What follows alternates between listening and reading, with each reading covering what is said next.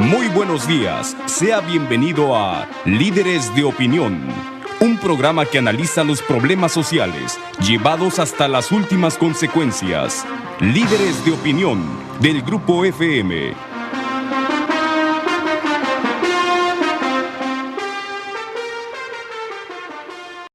Hola, ¿qué tal? Buenos días, bienvenidos a su programa Líderes de Opinión. Soy su servidor, Francisco Ávila Camberos, conduciendo esta mañana el programa, y hoy cumplimos el compromiso que tenemos con ustedes, o que adquirimos con ustedes hace 2 semanas, de continuar con unas charlas muy interesantes acerca de historia de México, especialmente las áreas o las etapas que pues no son muy conocidas, lamentablemente, y que son analizadas con un punto de vista objetivo, apasionado, imparcial, interesante, por una persona que se ha dedicado buena parte de su vida a leer, a prepararse, a estudiar, y esa persona es el contador Víctor Gardoqui Zurita, a quien le damos desde luego la más cordial bienvenida. Víctor, buenos días, Paco. Estamos cumpliendo el compromiso que acordamos hace 2 semanas de continuar con estas pláticas. Reitero mi gratitud hacia ti por la disposición de compartir lo que has aprendido después de muchas horas de lectura. Bienvenido. Sí, lo trágico, gracias, lo trágico es que cuando ya sabes ya te vas, ¿no? Bueno, por eso la ventaja de esto es que puedes compartirlo con nuestro auditorio. Si el viejo pudiera y el joven supiera, qué distinto serían las cosas. Pero bueno, estamos a tiempo y la idea es no solamente tratar de hacer un programa ameno, sino además un programa que ayude a la formación, a la culturización de nuestra comunidad, pero al mismo tiempo a motivarla para que los errores que cometieron nuestros antepasados, mismos que no tienen remedio, pues no los vayamos a cometer nosotros. Y los aciertos, que fueron muchos también, algunos actos heroicos que hubo inclusive por parte de algunos mexicanos distinguidos, y otros que hicieron cosas relevantes, pero que se perdió su nombre, pues a lo mejor en las bromas del tiempo, pues que eso nos sirva para poder aprender que también hay éxitos cuando hay unidad, cuando hay valentía, cuando hay amor a la patria. Yo creo que esa es la función principalmente del programa, y entramos en materia, si te parece bien, porque no tenemos mucho tiempo y el tema es muy vasto. Vamos a platicar sobre la primera invasión americana, esa es la idea. El término, la primera, más que nada, sobre todo la guerra entre los Estados Unidos y México, de 1846 a 1848. Yo diría que esta es la noche más oscura en la larga noche de México, de toda su historia. La noche en donde, a mí te lo confieso, a veces cuando llego en algún libro y llego a este capítulo o algo así, me lo brinco. No me anima. Lastima. Sí, te sientes un poco frustrado. Imagínate, para que nuestro auditorio nos entendiera un poquito mejor y más sencillo, el domingo jugó la selección mexicana contra la americana, ¿no? Entonces, en este torneo no ganamos un solo partido, ni siquiera empatamos, perdimos todos. Y al final los mandaron, pues no a segunda división, como a cuarta división. Entonces, para que se den una idea de lo frustrante que fue esta guerra injusta para muchas personas, inclusive para muchos políticos norteamericanos, como Abraham Lincoln, que después llegaría a ser muy famoso, el mismo presidente Adams, que criticaron la actitud del gobierno americano de sacar ventaja de la debilidad mexicana. Aquí, para empezar la historia, nos tenemos que llegar al momento en que concluye la conquista de México, o sea, que cae la gran Tenochtitlán, y los españoles inician expediciones hacia el norte del país y también hacia Centroamérica. Acuérdate que Cortés anduvo por las higueras. Higueras tiene sus 2 significados, donde supuestamente cuelgan a Cuauhtémoc, pero no tenían ni la menor idea de la dimensión de lo que era este territorio al que le llamarían la Nueva España. Entonces empiezan a irse los exploradores, los aventureros españoles hacia el norte, y empiezan a encontrarse unos territorios enormes, enormes. Si tú ves el mapa de la República Mexicana, pues es precisamente donde se hace grande, ¿no? En la parte norte del país. Nosotros estamos en el cinturón, por llamarle de alguna manera, y dividiéndonos entre ese enorme norte y todo el sureste, que es otra cosa. El resultado del problema principal de estas expediciones era, bueno, ¿y ahora cómo las poblamos? Ya descubrimos esto. Acuérdate que estos llegaban y tomaban posesión a nombre del rey. Él les tenía sin importancia de quién eran, ¿verdad? Quiénes eran los nativos. Y tomaban posesiones, pero ahora, ¿cómo lo poblamos? Hay datos que señalan que en 1817, en toda esa área enorme de lo que ahora es el estado de Texas, Nuevo México, apenas si existían 3,000 colonos. No es nada, absolutamente nada. Y en la política del gobierno español, del virreinato, fue crear presidios, que eran como pequeñas fortificaciones, y junto, lo que platicábamos en la pre-reunión, junto pues estaba la misión religiosa, ¿no? Para evangelizar a aquellas personas de esas zonas. Estos famosos presidios, que no eran cárceles, sino como pequeños cuarteles, pues eran el castigo más grave a que te pudieras imaginar.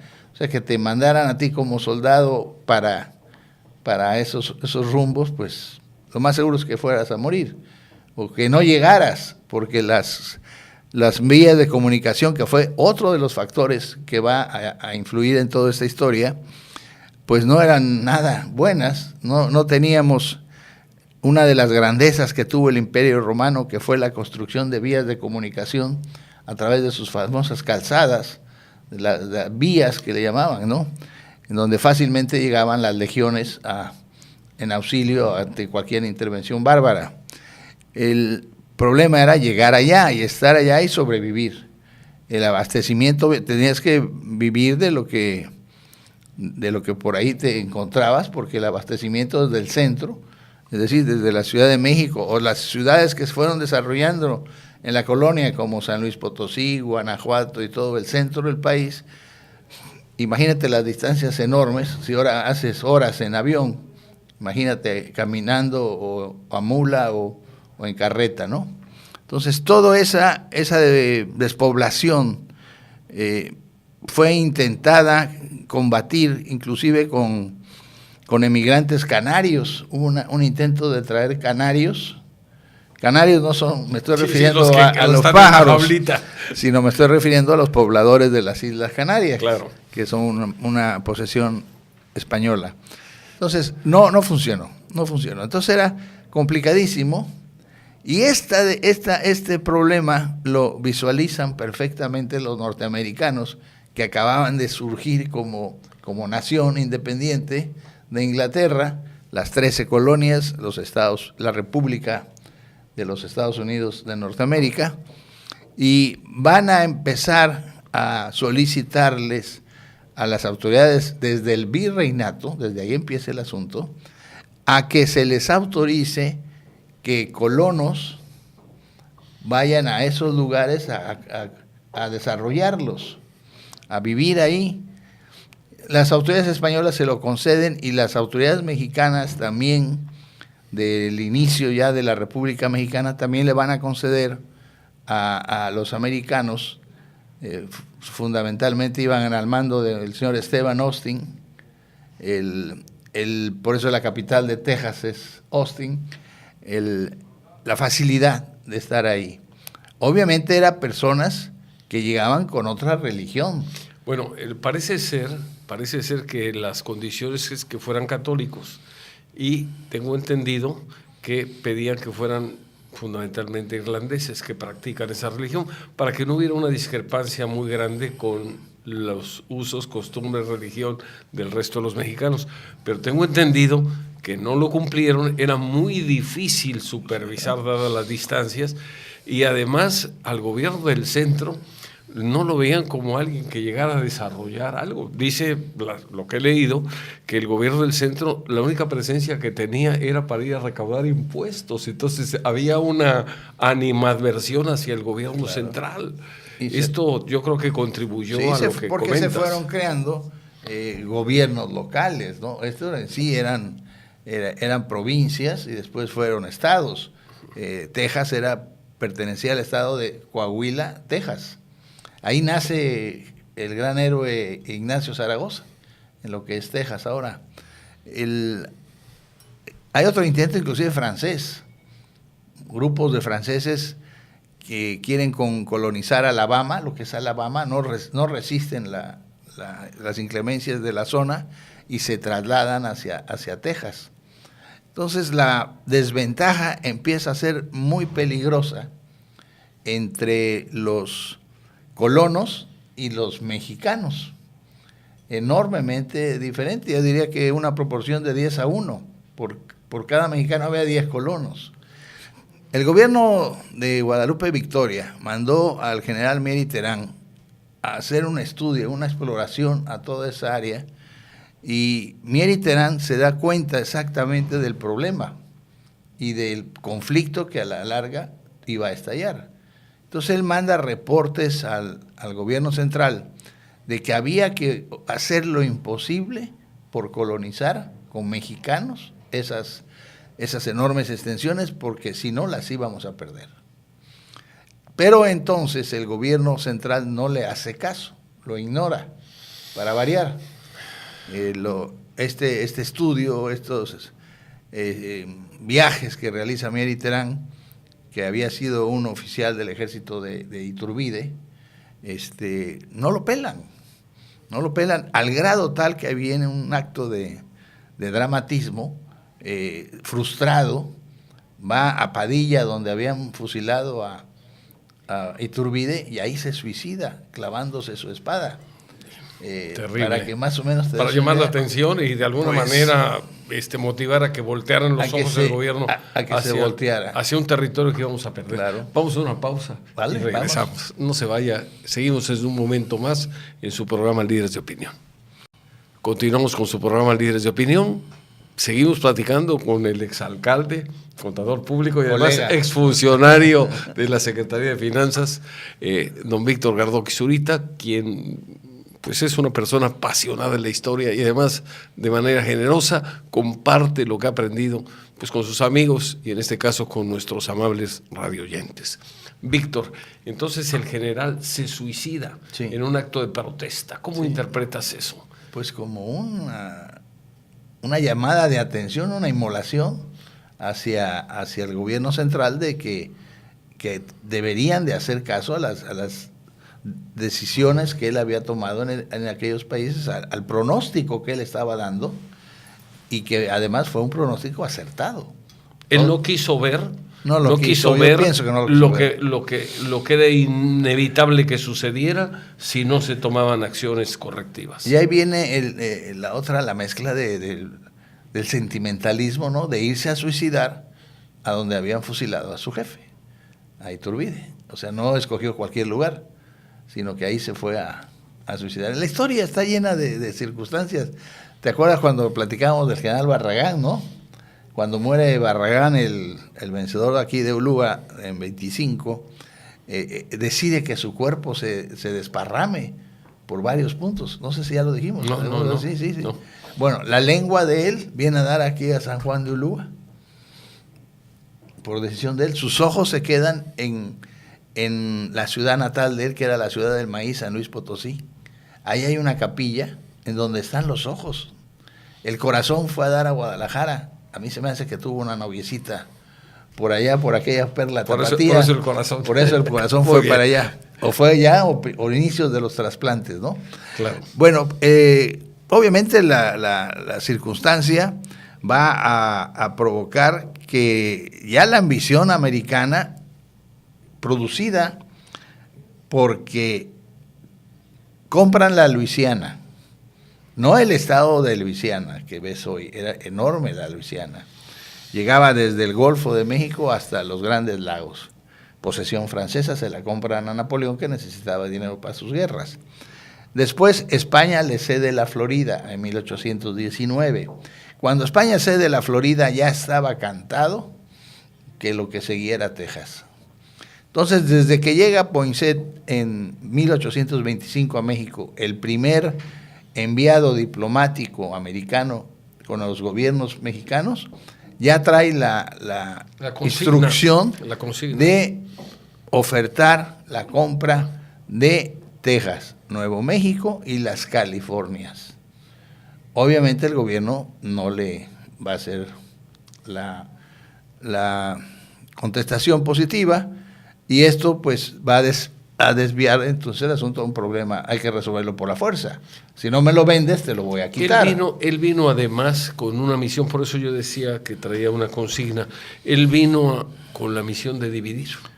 Fue un excelente, digo para su causa, no para nosotros, fue un excelente factor de división, porque asusó a los políticos mexicanos a que se dividieran aún más en los dos bandos que han existido, conservadores y liberales. Yorquinos y escoceses. Bueno, es que ese era al estar divididos, lo que hemos platicado de la desunión, ¿no?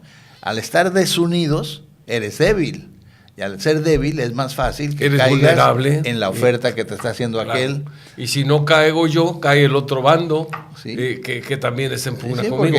Esto es tan absurdo como si en una casa están los padres peleando contra los hijos mientras llegan los ladrones a saquearlos. Y en lugar de unirse para poder expulsar a los ladrones, pues se siguen peleando mientras los ladrones hacen de las suyas. A lo mejor es muy extremoso el ejemplo, pero... El patio de atrás de la casa, por llamarle así, de México, estaba abandonado. Y los vecinos eran los gringos que querían terreno. Entonces, si no se lo vendiste... No solo el terreno, yo creo que ya había noticias de que había oro en California. No, todavía no, ni las calles estaban pavimentadas. Entonces, es que es muy curioso que prácticamente anexándose California, la Alta California. Sí. Bueno, querían las dos, en un principio querían las dos. A la Alta California, anexándose a Estados Unidos, a los 3 o 4 años se desata la fiebre de oro, que hace surgir, o no surgir propiamente, sino desarrollar de manera exponencial a San Francisco. Bueno, vámonos más rápido porque hay que tocar adelante, Texas. Llegamos así a 1835 y ya Texas pues se declara independiente, se declara república. Dice, yo me salgo de los Estados Unidos mexicanos, y obviamente esto era un acto de rebeldía. Y el gobierno mexicano lo tenía que combatir, y sale el general Santana a combatir a los rebeldes, y los va a tomar sobre todo en un lugar que se llama Goliat, que es un anagrama de Hidalgo. Si tú vas en los Estados Unidos, todavía está el poblado ese, Goliat, rumbo a Houston. Y en el famoso Álamo, que es el ícono. Sí, de las desgracias americanas. Cuando quieres remember the Álamo, ¿no? Recuerda el Álamo. ¿Por qué el Álamo? Porque ahí Santana decide tocar a degüello. Aquellos no se rendían, que estaban fortificados en la misión y en un como tipo fuerte, y toca para intimidarlos, toca a degüello. A degüello era un toque de corneta o de tambor que significaba que no tomaras prisioneros, que a los que se rindieran los degollaras de oreja a oreja. Entonces el que estaba del otro lado, cuando ya oía el toque, ya sabía a lo que le iba a pasar. Como en el mundo internacional, los famosos soldados gurkhas de Nepal, del Imperio Británico, eso también traen un cuchillo especial, esos no toman prisioneros, también degüellan. Cuando los argentinos en las Malvinas se enteraron que los batallones que tenían enfrente eran gurkhas, se rindieron. Dijeron, no, con esto no queremos saber nada. Y son unos chaparritos, no sé si has visto la foto, son soldados que no te puedes imaginar que sean tan sanguinarios, tan eficientes como tales, ¿no? Le pedía a producción que lograra pasar una parte, ojalá pasen una parte del toque a degüello, que es muy bonito, la verdad. es un toque moro, que después los propios españoles lo tomaron, lo usaron mucho en Cuba, se usó mucho en Cuba, tanto por los españoles como por los rebeldes.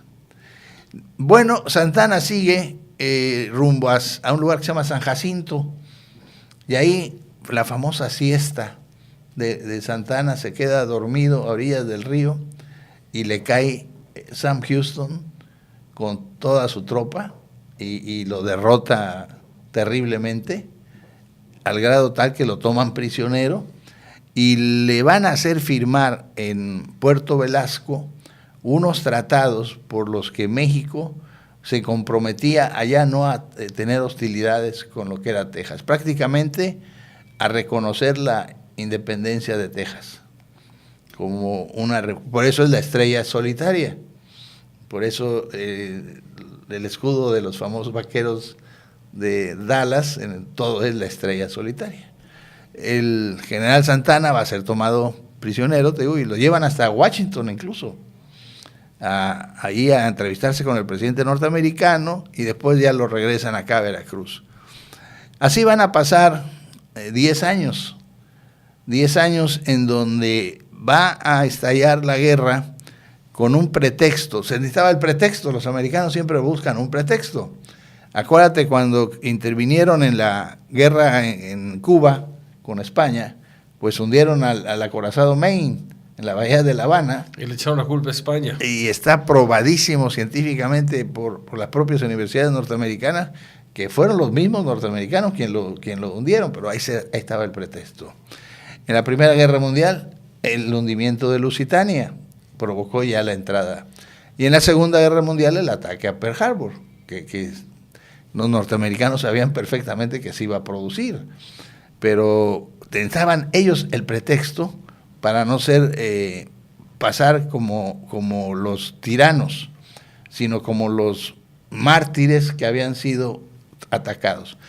El problema eran los límites que se habían fijado en los tratados de Velasco, porque para México llegaba hasta el río Nueces, y para los norteamericanos, Estados Unidos, o Texas mejor dicho, llegaba al río Bravo, o Río del Norte. O Río Grande también. Río Grande del Norte. Entonces, ahí estaba el problema. Cuando avanzaron unas patrullas mexicanas sobre un territorio que ellos consideraban mexicano, los gringos se dijeron, nos están invadiendo los mexicanos, y por lo tanto vamos a declararles la guerra. Y así sucedió. Se forma un ejército en el norte, al mando de el general Taylor, Zacarías Taylor, y se forma, ese sería el ejército del Golfo. Se va a formar otro ejército en el centro y otro ejército del oeste, que se iba a encargar de la toma de California. Las batallas más interesantes van a suceder con el ejército de Taylor. Va a tomar Matamoros, va a crear el famoso Fuerte Brown, que después ahora será la ciudad de Brownsville. Por eso se llama así Brownsville, por el Fuerte Brown. Cae Monterrey, hay batallas en Palo Alto, en Resaca de Guerrero, y la más sangrienta y más tonta que puede haber sido, porque se desgastó mucha tropa mexicana inútilmente en la Angostura. Entonces empiezan a bajar los norteamericanos, llegan hasta Saltillo, y ahí en Saltillo se detienen por un principio militar fundamental. Cada kilómetro que avanzaban, que aparentemente era de Victoria, era peligroso. Se alejaba de su base. Se alejaban de sus abastecimientos, eran frágiles, y llegaban a unas áreas. Mucha gente ha recorrido el centro de la República, ahí hay mucho desierto, no iba a encontrar abastecimientos para las tropas. Las tropas iban pues agarrando lo que podían, robándose las vacas para darle de comer a la tropa. No había servicio de intendencia ni de comida. Los norteamericanos deciden que van a hacer un alto en Saltillo y ya no van a atacar San Luis Potosí, donde ya se había hecho fuerte el ejército mexicano. Así están las cosas cuando Santana, que había sido desterrado de México por conflictos entre los bandos mexicanos, estaba en La Habana cómodamente, y ahí se entrevista con el almirante Mackenzie y le dice, hay cartas que lo prueban, o sea, esto ya está probado. Ves que en los Estados Unidos se permite con un determinado tiempo, se abren los archivos, que en un momento dado son secretos. Que están clasificados. Sí, se abren, ¿no? Entonces sí están, tú puedes consultar en la biblioteca del Congreso americano las cartas entre Santana y Mackenzie, en donde Santana les dice a los norteamericanos en pocas palabras, para que se entienda muy sencillo, el camino que han tomado ustedes es el equivocado, es lo que va a llegar a ser una guerra larga. El camino para conquistar la Ciudad de México ya nos los enseñó Hernán Cortés en 1521. La ruta es Veracruz, México. O sea que Santana, de acuerdo con ese criterio, no solamente acabó vendiendo parte del territorio, sino realmente se puso al servicio de los americanos. Él pacta. Mira, de Santana está escrito muchísimo. Hay quien lo ve como héroe, hay quien lo ve como... Bueno, yo lo veo como un vil traidor. Un bribón. No, bribón es poco. Bribón es poco. Vamos a una pausa y regresamos para continuar con su programa Líderes de Opinión. Estamos platicando sobre la primera intervención norteamericana. Continuamos con el contador Víctor Gardoqui Zurita platicando sobre la intervención norteamericana, la primera en Veracruz, y desde luego la guerra que sostuvo de manera totalmente injusta Estados Unidos en contra de México. Adelante. Bueno, pues nos habíamos quedado en la traición de Santana con Mackenzie, y desde 1845 los Estados Unidos ya tenían presencia naval en todos los puertos del Golfo y del Pacífico. Ya estaban barcos de guerra americanos. Veracruz estaba bloqueado. Al estallar la guerra, Veracruz fue bloqueado. Santana en La Habana. ¿Cómo te explicas que Santana pudo llegar a la Ciudad de México? Porque estaba pactado que lo iban a dejar pasar. Lo dejaron pasar. Lo dejan pasar a su... Lo dejan pasar para facilitarle las cosas. Claro, porque él se había comprometido. Santana, yo pienso, en eso nos quedamos, que él entendió que el asunto de los territorios del norte estaba perdido, que no había manera de resolver el problema, porque no podía llevar ahí lo que hoy sucede, Paco. No, hoy mueren miles y miles de personas por el ansiado deseo de estar allá. No cruzan imagínate, cuando aquello fue lo contrario, ¿qué hubiésemos querido que se hubiera dado el fenómeno de hoy? De que la gente de Centroamérica quisiera llegar, de Cuba y de todo el Caribe, quisieran llegar a esa parte de lo que era México. ¿Cuántos mexicanos que han muerto intentando cruzar, ¿no? ¿Cuántas ofensas no ha recibido México de los Estados Unidos? ¿No nos van a construir ya en poco tiempo un muro? ¿No se burla el presidente norteamericano de nosotros y dice que todavía que lo vamos a pagar? Y en fin, somos el hazmerreír en el mundo. Pero eso no es nuevo. Los Estados Unidos lo han hecho toda su vida han humillado a México de una u otra manera. Entonces, lo irónico de aquí, o triste, o como trágico, es que nuestro problema era que no teníamos gente allá. Santana lo capta, lo ve, y dice, bueno, pues pero si podemos obtener algún dinero de estos que ya está perdido, el ejército norteamericano es más poderoso, los soldados mexicanos andan divididos, mal armados, son levas. Leva es cuando pasa el ejército y pesca a todos los que estén disponibles, ¿no? Haz de cuenta que pasa el ejército por el Diligencias y pesca a todos los que están en los portales, ¿no? Entonces al otro día, en vez de ser portalero, ya estabas en el ejército, ¿no? Claro. Y había una diferencia abismal, el armamento, la tecnología, la estrategia. Todos estábamos y desunidos, y lo vamos a platicar ahorita más adelante. porque pues yo no recuerdo que hayan combatido yucatecos, chapanecos, tabasqueños. No mandaron tropa sonorenses. O sea, no fue una guerra realmente, porque los norteamericanos no traían más de 30,000 hombres. Y se nos vuelve a repetir la historia de Cortés, que con unos cuantos conquista el imperio. Y estos norteamericanos, con unos cuantos, se llevan más de la mitad de lo que teníamos. Qué fácil. Y el tema es la desunión. La desunión. Bueno, entonces nos quedamos en que don Antonio López de Santana ya se va al norte, es el que provoca estúpidamente la batalla de la Angostura, cuando él ya sabía que esas tropas que se iban a perder en la Angostura iban a ser necesarias acá en el Golfo para combatir la expedición de Scott. Pero como se trataba de facilitarle las cosas a Scott, porque ahí nombran entonces a Winfield Scott como comandante del ejército norteamericano que va a hacer la ruta Veracruz-México. Scott era un general con una experiencia brutal, muy duro, autoritario, terriblemente enérgico, y se forma ya el ejército de invasión en Isla Lobos. Ahí se entrenan los voluntarios, los que vienen. Taylor ya, al no avanzar Taylor se queda nada más defendiendo ahí la zona con voluntarios. Y los regulares, o sea, el ejército regular es el ejército profesional. Los regulares se vienen ya a formar parte de la expedición de Scott. Llegan acá en 1846, incluso atacan a Alvarado. Por eso Alvarado es heroica también, porque son rechazados.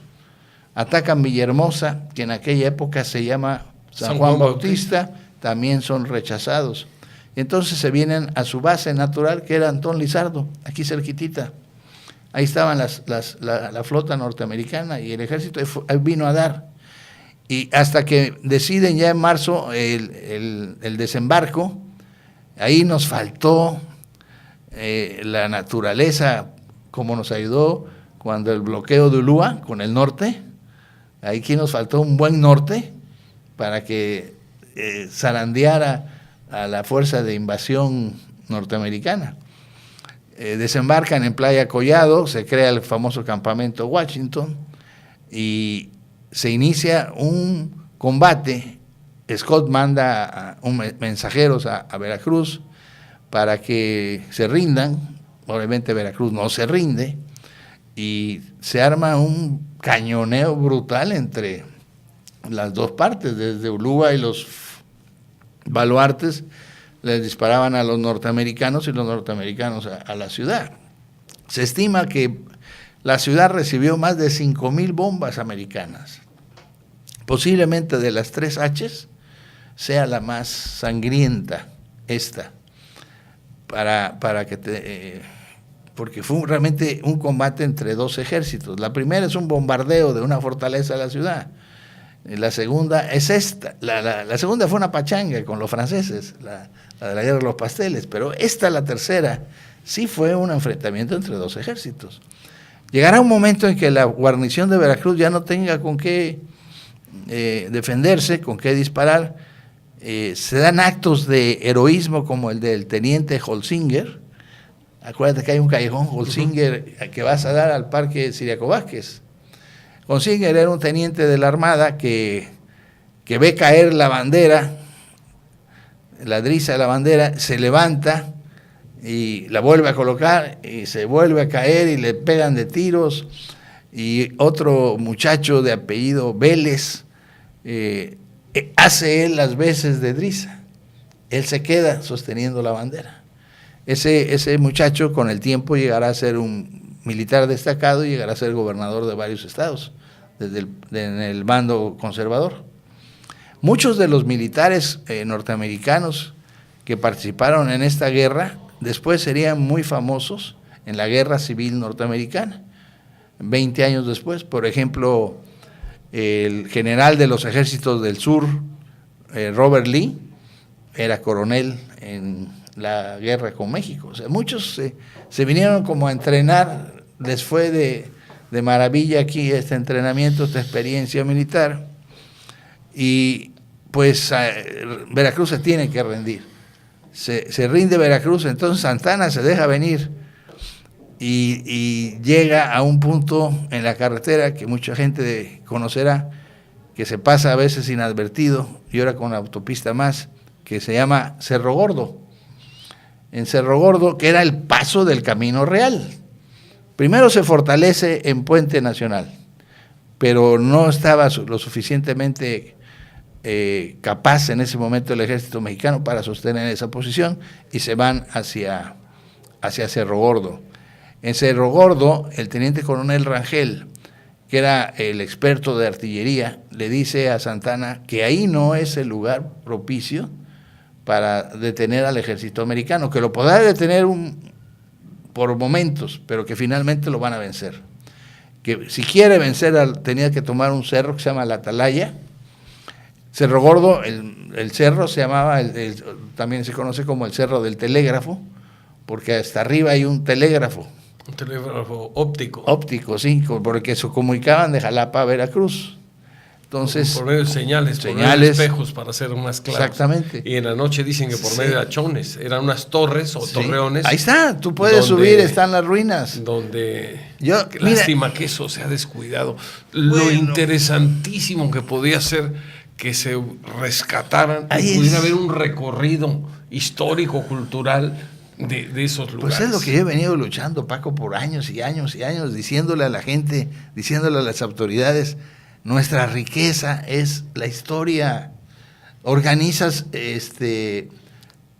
excursiones a ver Cerro Gordo, porque hay todavía vestigios de Cerro Gordo. Mira, le traje al auditorio esta bala de Cerro Gordo que me regaló el arquitecto, mi amigo Lascurain Rangel, Carlitos, que es todo un aventurero como afición.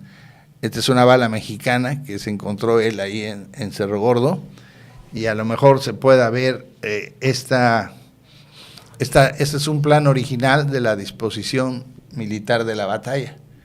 Aquí la pueden ver. Se consigue no en México, sino en la librería del Congreso. Allá, sí, es un plano librería del Congreso norteamericano. Sí, con un enorme valor. Bueno, entonces Rangel le dice, Santana le contesta, se dice que esta es una de las cosas de Santana, que le dice, no, le dice Rangel, nos quedamos aquí, porque yo vengo aquí a lavar la ofensa de Veracruz. A lo mejor ya tenía hasta pactada la derrota. Todo era pactado, fíjate todo lo que va a pasar. Veracruz se va a quedar sin abastecimiento, se va a tener que rendir. Cerro Gordo, el señor se pone donde no se tenía que poner. Todos sus generales le decían que la batalla debía de ser 3 kilómetros hacia Jalapa, en un lugar que se llama Corral Falso. Por una sencilla razón, ahí en Corral Falso podía maniobrar, o sea, al contrario, se ancha, podía maniobrar nuestra principal fuerza, que era la caballería. La caballería al mando de Canalizo se queda viendo en Cerro Gordo, no participa, se queda en Corral Falso. Y entonces hay un traidor, como siempre, que le dice a los norteamericanos que por dónde es el caminito, y el caminito es por donde ahora está la autopista. Entonces les caen por atrás y pues hacen una masacre, habían tomado el cerro de la Atalaya, los cañonean, y ahí matan al general Ciriaco Vázquez, aquel que ya habíamos platicado que se había ido de rehén en 1825 a Cuba con Compinger, el último comandante español de Ulúa. Él y Mariano Barbosa se fueron de rehenes. ¿No te acuerdas? ¿Recuerdas? Creo que sí platicamos de esto, ¿no? Lo comentamos, creo que se fueron inclusive como garantía de que iban a llegar. Bueno, es que era lo que se fueron de rehenes por los enfermos españoles que se quedaron aquí en Veracruz, que eran más de 100. Entonces, ellos, obviamente no les pasó nada, regresaron, y Ciriaco Vázquez va a ser masacrado, es acribillado. También traje unas fotografías porque ahí, fíjate, en 1947, unas señoras jalapeñas, por iniciativa propia, no eran del gobierno ni de nada, colocaron una placa de mármol, más o menos casi del tamaño de esta mesa, en donde dice al valeroso general Ciriaco Vázquez, 1847-1947. Entonces, había ocasiones en que tú venías de Jalapa a Veracruz, y si sabías más o menos por dónde estaba, lo veías ahí en las laderas del cerro. Veías algo blanco, esa era la placa. Pasaron los tiempos, la placa se fue a deteriorar, y traje fotografías de cómo el grupo de Carlos Lascurain, que empieza a explorar todas esas áreas desde su papá, desde niño, logra con los soldados del 63 Batallón de Infantería de Jalapa, de la 26ª Zona Militar, que se restaure esa placa. Hoy está primorosa, totalmente restaurada, y pudieron hacer ya un camino de tierra que te permite subir al cerro. Ahí está lo que veníamos platicando, o sea, ya hay manera de llegar más fácil que como por ejemplo cuando lo subimos nosotros, ¿no? Yo a la mitad del camino yo ya estaba... Ya no quería subir. Sí quería subir, pero ya íbamos con la lengua afuera, ¿no? Y además todo estaba montado según me decías. Claro, por supuesto, sí. Vamos a una pausa y continuamos. No se vaya, seguimos en un momento más con el contador Víctor Gardoqui Zurita. Continuamos en su programa Líderes de Opinión. Estamos platicando con el contador Víctor Gardoqui Zurita, lo relacionado con la guerra sostenida de manera totalmente injusta entre los Estados Unidos de América y la República Mexicana. Estamos hablando de la primera mitad del siglo XIX, año 1846 empieza y concluye en febrero de 48. Llega hasta 48. Pero la invasión americana en Veracruz es en 47. Es en 47, sí, en marzo del 47. Okay. Pero la guerra ya había empezado en el norte, claro, ya lo vimos. Claro. Bueno, después de Cerro Gordo, tú decías que le dejáramos para la semana, vamos a echárnosla de una vez porque lo que viene es fácil. Después de Cerro Gordo y siguiendo el plan de Santana de hacer que las cosas... él les dice, a mí déjenme las cosas. Yo me encargo de que fallen. Es como si compras al árbitro, ¿no? En un partido de fútbol, ¿no? Yo me encargo de que se marquen penaltis y todo eso. Bueno, pues se van los gringos rumbo a la Ciudad de México como por su casa. Ya no encuentran ninguna resistencia. ¿Y dónde estaban los tlaxcaltecas? ¿Dónde estaban los poblanos? ¿Dónde estaban todos esos mexicanos que no les hicieron frente? Y llegan finalmente ya al Valle de México, y ahí en el Valle de México se van a dar diferentes combates en Churubusco, el famoso convento de Churubusco, donde pues el general Pedro María Anaya se queda sin parque, Santana no lo abastece. Y creo que cuando lo abastece manda... que no servían. Balas de otro calibre. Sí, y es cuando aquella frase inmortal de cuando se está rindiendo Anaya, que le dice al gringo, si hubiera parque, usted no estaría aquí. O sea, si hubiéramos seguido combatiendo. Cosa que va a pasar en Padierna con el general Valencia. Al general Valencia le mandan instrucciones de retirarse y Valencia dice que no, que él seguirá peleando. Entonces va a dar Churubusco, Padierna, Molino del Rey y finalmente Chapultepec. La más recordada de todas, que es la toma del castillo y del bosque de Chapultepec por las fuerzas del general Scott, donde se va a producir ese milagro, esa hazaña inmortal de heroísmo de los niños héroes del colegio militar. Ahí donde caen en el castillo 5, los alumnos caen en el castillo, porque el teniente Juan de la Barrera no cae en el castillo, ese cae abajo, en una de las garitas de defensa que habían. No lo matan en el castillo, lo matan en otro lugar, pero lo matan defendiendo Chapultepec. Y hay otro cuerpo de ejército que pasó también a la inmortalidad y que es olvidado. El batallón de San Patricio. El batallón de San Blas. El de San Patricio son los irlandeses. Ese es una otro cosa tema extraordinaria de solidaridad. Los irlandeses que se pasan del lado mexicano. Sí, porque eran católicos. Sí. Y entonces veían las tropelías que hacían los americanos. Quiero decirte que en mi tierra, Coatepec, llegaron los americanos y narran las personas que vivieron en esa época y que tuvieron la oportunidad de escribir cómo se dedicaron a saquear los templos. ¿Por el oro? Por el oro que había en las imágenes y obviamente en los y en ornamentos. Jalapa matan a los muchachos estos. Alcalde y García. Los fusilan, sí, ¿verdad? Sí. Pero en Chapultepec, el batallón costero guardacosta de San Blas, al mando de Felipe Santiago Jicotencal, un teniente coronel de infantería, que ya traía, era un batallón que había participado desde las guerras en el norte, en Cerro Gordo, en fin. Ahí lo masacran prácticamente los norteamericanos. Ellos estaban en las faldas del castillo. Así, pues el castillo era defendido, el jefe del castillo era Nicolás Bravo, pero Nicolás Bravo no era el director del colegio militar. El director del colegio militar se apellidaba Monterde. Ese era otro general que era su segundo de a bordo. Entonces también es un personaje que se pierde.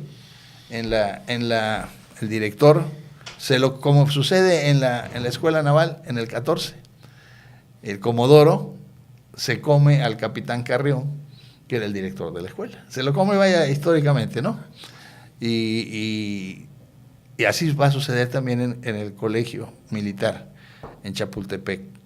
Scott entonces tomará la Ciudad de México, va a ondear la famosa bandera de las barras y las estrellas en el Palacio Nacional, y vamos a tener la presencia ahí norteamericana y ya con las negociaciones de paz. Desde agosto del año 47 los Estados Unidos mandaron a un ministro especial que se llamó Nicolás Stritz.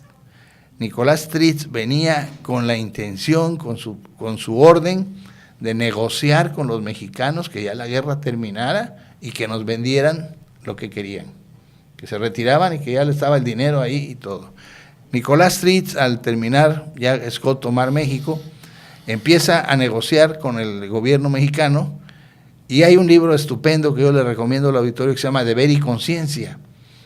Deber y Conciencia, porque trata la vida de este hombre, de Nicolás Stritz, donde su deber era defender los intereses norteamericanos, pero su conciencia le decía que lo que estaba haciendo estaba mal, y sin quererlo o inconscientemente empieza a ayudar a México, de alguna forma, para impedir que se cometieran más abusos de los que pretendían los norteamericanos. Eso con el tiempo cuando se enteran los gringos que en febrero se firmaron los tratados de paz de Guadalupe Hidalgo por Nicolás Stritz, se enteran de las condiciones firmadas, le va a costar su carrera diplomática a este hombre. Pero cumplió con su conciencia. Cumplió con la conciencia y con su deber. Entonces, en mayo ya se empezarán a ir los americanos de México, en 1848, y ahí va a terminar ya la famosa guerra entre ellos. Perdimos.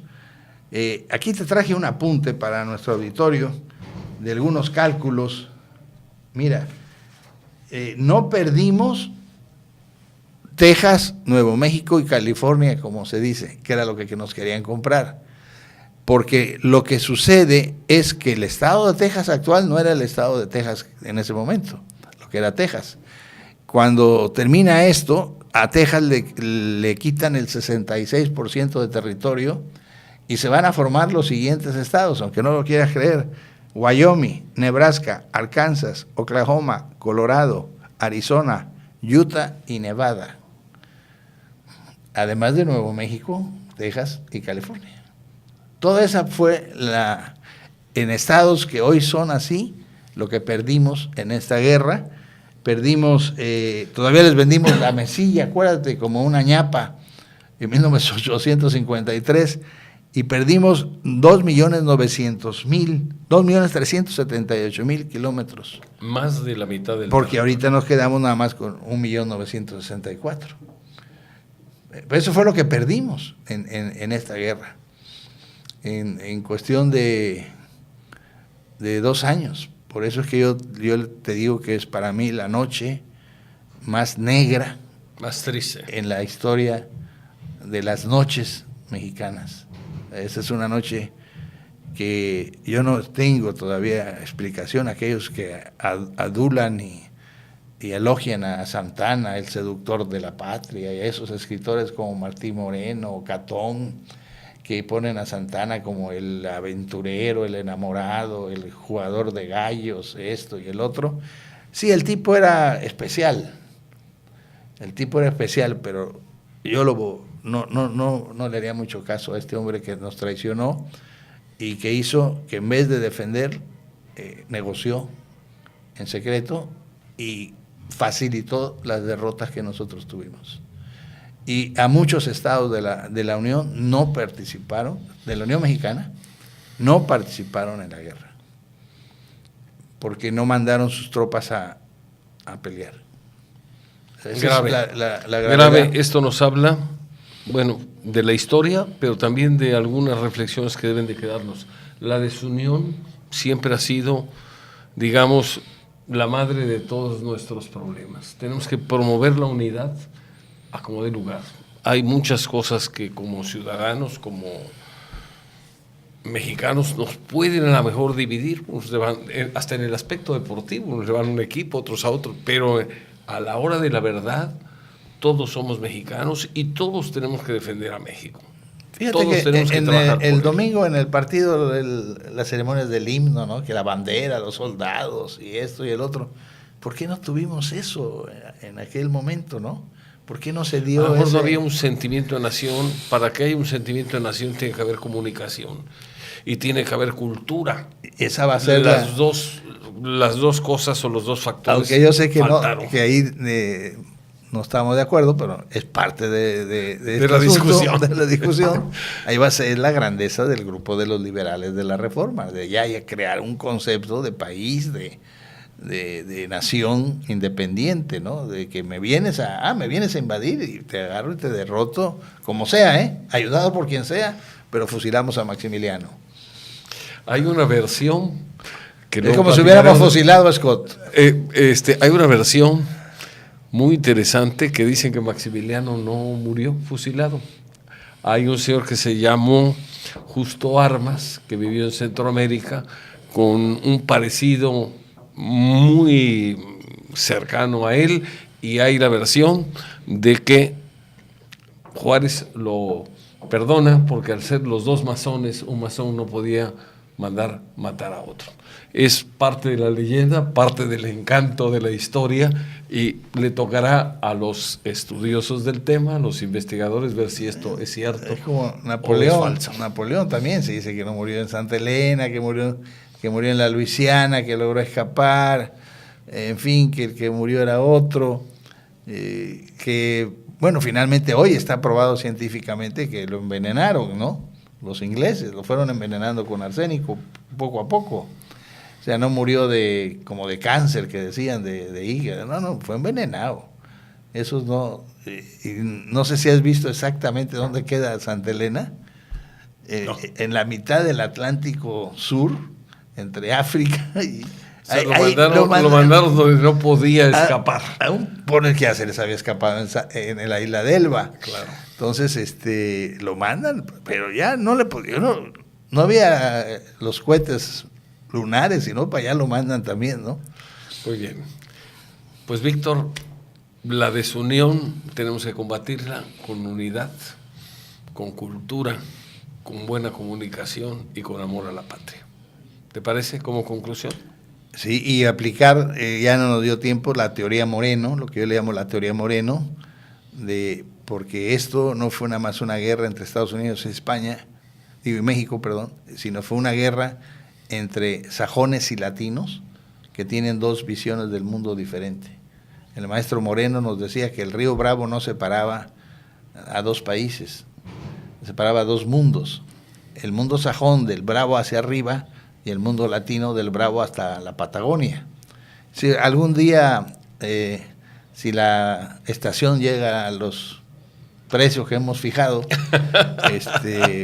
podremos hablar un poco más de la teoría Moreno, ¿no? Muy bien, es muy interesante. Yo vi un par de conferencias del profesor Moreno y la verdad impresionante. El título de la conferencia, que recuerdo con mucho agrado, es diferencias culturales entre anglosajones y latinos. Fíjate que ayer me habló Adolfo Diegues, ¿te acuerdas de Adolfo Diegues?